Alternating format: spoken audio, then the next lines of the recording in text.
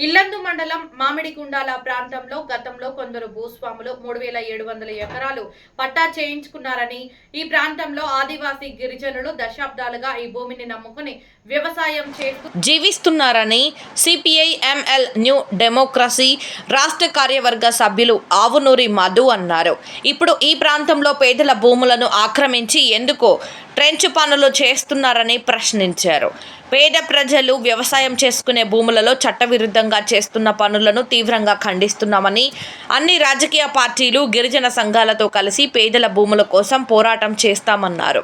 ఈ నెల 16వ తేదీన ఇల్లందు పట్టణం కొత్త బస్టాండ్ నుంచి ఎంఆర్ఓ కార్యాలయం వరకు జరిగే ప్రదర్శన విజయవంతం చేయాలని సిపిఎంఎల్ న్యూ డెమోక్రసీ పార్టీ రాష్ట్ర కార్యవర్గ సభ్యులు ఆవునూరి మధు పిలుపునిచ్చారు.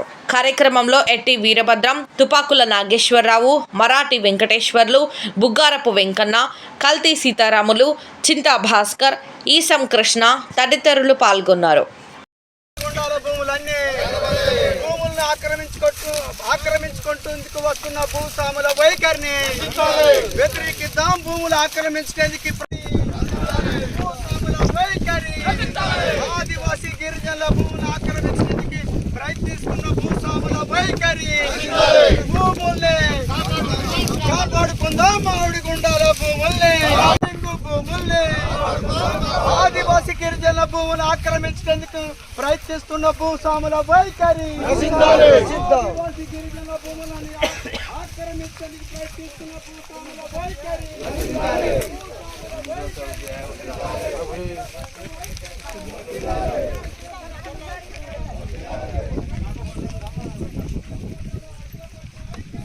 రాష్ట్రంలో ఉద్యమాలు వచ్చినాయి. ఆ ఉద్యమ పోరాటాల యొక్క ఫలితంగా సీలింగ్ అనేటువంటి ఒక చట్టం తీసుకురావటం అనేటువంటిది జరిగింది. ఆ సీలింగ్ అనేటువంటిది చట్టం వచ్చిన తర్వాత మనకి ఈ రాఘవేంద్రరావు భూస్వామి భూమిని 1100 ఎకరాలు వదిలేసి ఈ 3700 ఎకరాలు ఉన్నటువంటిది 11 ఎకరాలు పోతే 1100 పోతే ఇంకెంత ఉన్నది?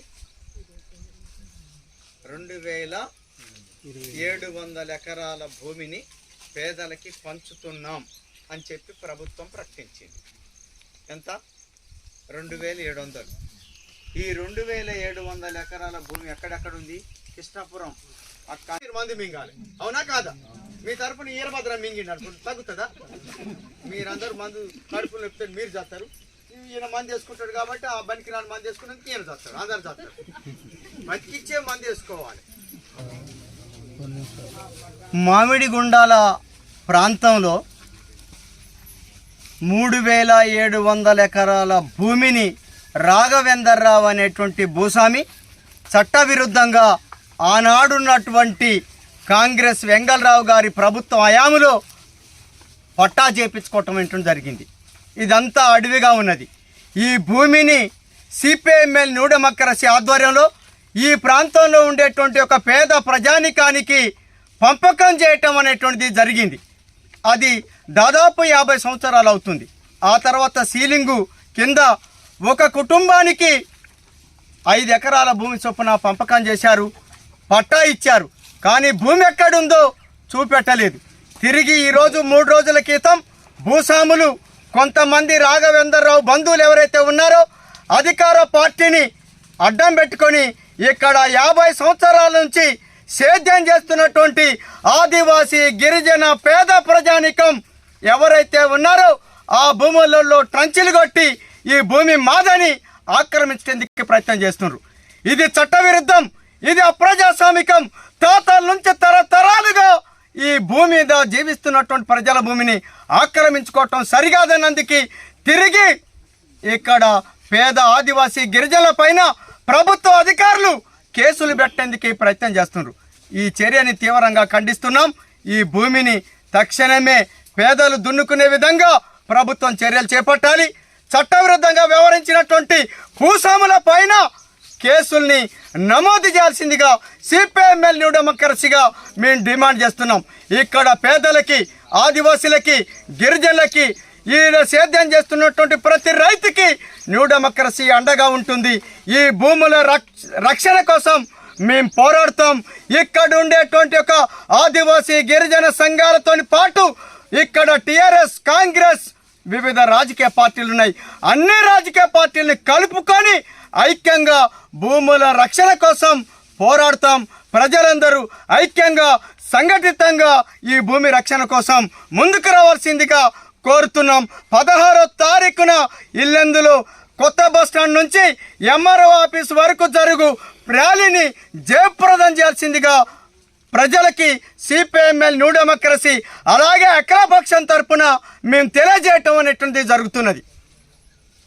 మామిడిగుండాల ప్రజలకు తెలియజేయనది ఈ యొక్క అవకాశం మనకు ఇప్పుడు వచ్చింది కాబట్టి ఈ యొక్క అవకాశానికి మనందరం కూడా ఏకతాటి మీదకి వెళ్ళి మన యొక్క సమస్యని పరిష్కరించే దిశలో మనమందరం ముందుండాలి.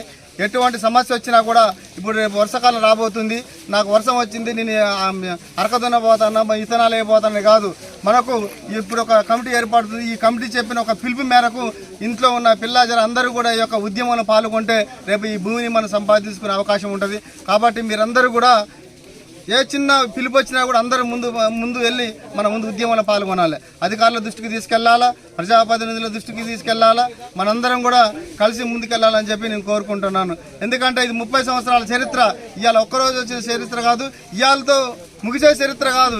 భవిష్యత్తులో ఎప్పుడు ఏ పిలిపించినా కూడా భూ సమస్య గురించి అందరం పోరాటం చేద్దాం. మన భూమి మనకు దక్కేటట్టుగా చూసుకుందాం. ఎందుకంటే ఇక్కడ గతంలో పాత సీలింగ్ ఉంది. పాత సీలింగ్ మనకు పట్టాలు రాక చాలా ఇబ్బందులు, నానా రకాల ఇబ్బందులు పడతారు.